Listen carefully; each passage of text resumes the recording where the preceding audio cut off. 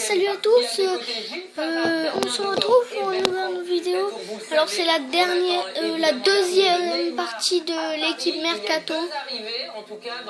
Alors voilà, on vous souhaite de passer, de regarder un beau truc et voilà. Nouvelle information, l'équipe, la famille se rapproche de Paris, la maman et la sœur de Neymar arrivent ce soir et donc Neymar devra arriver soit ce soir, soit dans la nuit, soit vendredi matin. Voilà, c'est bon encore. Peut-être qu'il va arriver ce soir, il ne veut pas laisser sa maman toute seule. C'est ça. Bon, filez tous à l'aéroport du Bourget donc pour attendre l'arrivée de Neymar. Neymar arrive et Mbappé s'en va. Et oui, c'était la une de votre journal ce jeudi. Regardez, Neymar donc qui va faire le bonheur de la Ligue 1 et Mbappé qui devrait quitter notre championnat. Toute l'Europe s'arrache Mbappé et du côté de Monaco, la stratégie des dirigeants reste floue. Ni prolongation, ni augmentation de salaire n'ont été pour le moment proposées à l'attaquant de 18 ans. Alors la passivité de Monaco est-elle compréhensible? Oui ou non, Gilles? Je vais dire non. Non, Damien? Je vais dire, j'en sais rien, mais plutôt non. Plutôt non. Bertrand? Oui. Plutôt oui. Deux noms, un oui. Vous l'avez découvert dans l'équipe de ce jeudi. On apprend donc que Mbappé a choisi de quitter le club. Il en a notamment fait part auprès de ses coéquipiers. Mais alors ce qui est quand même assez surprenant, c'est qu'on apprend également aussi que du côté des dirigeants de Monaco, on se précipite ni pour lui offrir un salaire stratosphérique comme celui par exemple de Radamel Falcao, ni pour lui proposer une prolongation de contrat, alors qu'à la base, il n'était pas forcément opposé à l'idée de rester à Monaco pour faire une saison pleine et évidemment disputer la Coupe du Monde en 2018. Oui, mais justement, c'est très limpide, je trouve. Si vous voulez vous vendre un joueur parce que vous avez décidé qu'il vous rapporterait beaucoup d'argent, le meilleur moyen qu'il puisse s'en aller et sans passer pour le club qui a absolument voulu le vendre, c'est de se dire on attend jusqu'à ce que le joueur se lasse et décide lui de prendre son destin entre ses mains et de dire je veux m'en aller. Comme ça Monaco ne passera pas entre guillemets pour le méchant et fait passer sur le dos de Mbappé éventuellement le fait d'être gourmand au niveau salarial et exigeant au niveau de l'équipe qui va l'entourer. Moi je regrette cette décision, j'aurais aimé comme tout le monde que Mbappé fasse une saison de plus en Ligue 1, peut-être au moins à Monaco ou au Paris Saint-Germain où il le souhaitait, mais voilà, que Mbappé reste en Ligue 1 ça nous plaisait davantage, ce sera vraisemblablement pas la tendance. Mais voilà, je peux comprendre aussi que les Monégasques, on connaît leurs projets, leurs ambitions. Ils ont eu beau déclarer pendant de nombreux mois, Vassiliev en tête, on aura une équipe compétitive, on va perdre que 3 joueurs maximum. Bon, visiblement, ce ne sera pas le cas. Il y en a déjà au moins 3 qui sont partis. Il y en a 5 déjà partis. Ouais, voilà, il y en a 5 qui sont partis. Mais voilà, ils veulent encaisser des chèques. Et ben voilà, la meilleure solution d'encaisser un chèque, c'est de pas prolonger Mbappé. Voilà. Damien, alors on connaît le projet monégasque, mais ça reste une équipe compétitive chaque saison, même si les meilleurs joueurs s'en vont. Est-ce que là, c'est lisible et compréhensible de se dire que finalement, on ne va pas retenir un joueur qui n'était pas forcément convaincu par l'idée d'un départ? Ça paraît surprenant, parce que les joueurs qui sont partis, comme les Mendy, comme les Silva ou comme les Bakayoko, notamment du côté de Silva, c'était acté. Oui, alors Silva c'était acté. Mendy, Mendy, alors moi ça me semble bien ça. Fabinho c'est acté, mais bon, finalement et à l'inverse, Fabinho, ça fait 2 ans qu'il a un bon sorti, ça fait 2 ans qu'il est bloqué. Mais souvenez-vous, Martial, l'épisode Martial, il n'était pas censé partir non plus pour 80 millions, enfin ou 70, je sais plus, et il est parti. Oui, on est largement. dans une logique assez court-termiste, je trouve. Mais surtout financière plus que sportive. S'il quitte Monaco, Monaco n'en souffre pas. alors s'il quitte Monaco, bien sûr. Efficace. Mais jusqu'à quand? Et là, je trouve quand même que là, Mbappé en net d'impôts. Alors on s'en retrouve, c'était une petite coupure parce que j'ai dû aller quelque part, faire quelque chose. C'était une petite coupure, hein, une toute petite coupure. Parce que j'ai été quelque part faire quelque chose. Mon ami il m'a appelé. Et voilà. C'est pour ça j'ai été là-bas et voilà, j'ai laissé ça là. Parce que je l'ai chargé, hein, bien sûr, ma tablette, mon truc. Je comprends parce que filmer. Ils peuvent pas prendre ce risque financier. Je sais plus, c'est 1,3, 1,4 millions net d'impôts, quelque chose comme ça. Voilà, sur un joueur qui a fait que 6 mois, quand bien même a-t-il un potentiel énorme.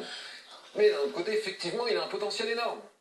Donc, c'est assez bizarre, c'est assez étrange comme situation, et c'est d'autant plus étrange que plus ils vont attendre, moins ils vont avoir de solutions pour le remplacer, parce qu'il va finir par partir. Regardez ce que nous dit Manotti sur les réseaux sociaux.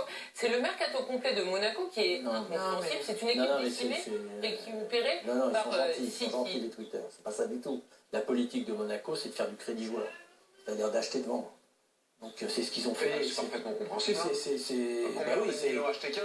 Ils l'ont acheté 15, ils l'ont vendu 57, un truc. Donc il faut bien que les gens se mettent dans la tête qu'à Monaco, il est arrivé, il a fait de gros investissements au départ, de l'ordre de 450 ou 500 millions. Il vient de les récupérer. Et il ne va pas se remettre. Après, moi, il y a juste un truc que je trouve moins compréhensible, en tout cas pas cohérent. C'est que Mendy est acheté 15 et revendu 57, et donc là, pour le coup, c'est cohérent. Mais d'un autre côté, vous avez un joueur comme Lemar qui a acheté 4, ils ont une offre à 50, et ils ne veulent pas le lâcher. Mais Damien, par exemple, dans le cas Mendy, parce que vous venez de le prendre en exemple, il y avait du côté des dirigeants monégasques aussi un doute sur le fait qu'ils puissent faire 2 saisons aussi pleines du côté de l'AS Monaco, parce qu'on rappelle qu'avec Marseille, par exemple, il avait fait une très bonne saison sous Bielsa, et la deuxième avait été compliquée. Donc après, il faut aussi faire en fonction des profils des joueurs et des joueurs. Justifient aussi comme ils le peuvent certaines décisions. Sur Mendy, ça les arrangeait bien de prendre cet argent-là, donc ils ont dit, on ne pense pas qu'il sera capable de faire 2 années de suite cette saison. Non, il y avait des interrogations. Voilà, non mais je comprends l'idée. Après, je rejoins Damien, sur Lemar, moi, il y a un moment donné, si j'étais à la place de Lemar ou de Fabinho, je m'interrogerais sévèrement et j'aurais surtout pas envie d'être le cocu de l'histoire, en vérité, parce que tout le monde s'en va et eux, ils vont rester tous les deux, quoi. Tout le monde va s'en aller. Au début, c'est Bernardo, après, c'est Bakayoko, Mendy et Mbappé, et les deux vont rester là. Alors que pour l'un, on lui a fait des promesses l'an passé, notamment quand il était courtisé par Manchester, notamment en lui disant tu pourras partir l'an prochain, il a des offres et on le bloque.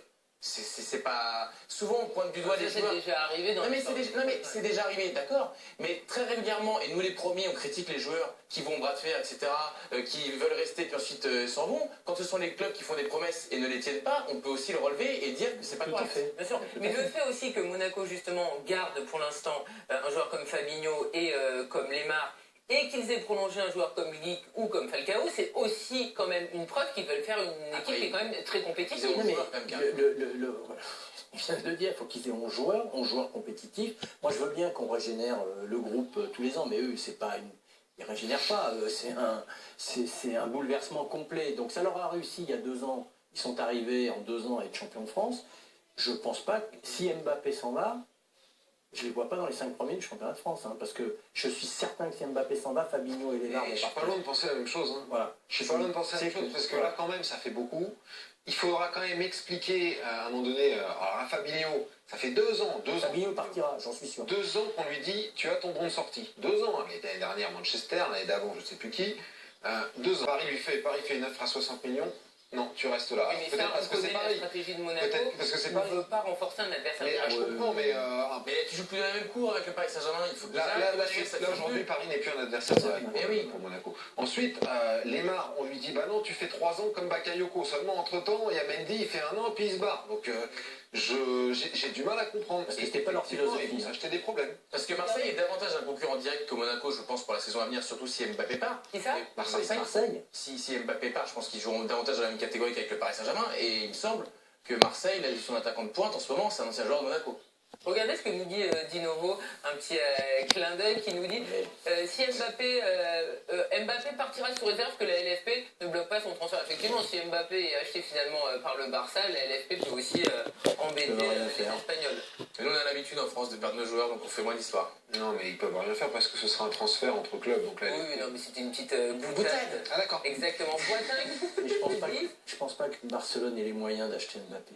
Ce qui est bien avec Karine, c'est que ça devient un petit club. Effectivement, Boateng, on est là pour lire également les réactions sur les réseaux sociaux. Du mal à lire, parce que vous réagissez au débat. Mais c'est tellement petit, excusez-moi, mais pour nous, c'est gros, et pour vous, Dans les commentaires, disez si vous préférez le FC Barcelone ou le Paris Saint-Germain. Est-ce que vous y allez pas un petit peu fort quand même? Et je dirais, ben moi je préfère largement le Paris Saint-Germain.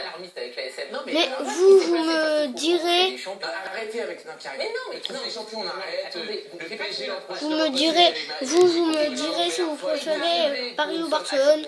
En général, mon choix c'est Paris Saint-Germain. Parce que j'adore, la meilleure équipe, c'est la meilleure équipe du monde. Et cette année, ils vont gagner la Ligue des Champions. Barcelone, ils vont se faire gratatiner. Si Neymar il y va, on peut imaginer que ce sera qu'il fera le boulot avec Monaco. Mais le problème, c'est qu'une équipe, c'est pas une... Saint-Germain, Neymar, et en plus Alexis Sanchez, hein, on n'en parle pas d'Alexis Sanchez, mais quand Neymar, ça sera bouclé, il sera à Paris, bah Alexis Sanchez, lui, sera à Paris. Et c'est sûr. Mais je l'ai déjà dit hier, mais je me répète, avec Jardim, c'est devenu le meilleur entraîneur de la planète. Fin 2015, tout le monde le critiquait, il avait perdu 10 points face à Lyon en 10 journées, et c'était la catastrophe. Et d'ailleurs, ce même Vassiliev... Alors c'est un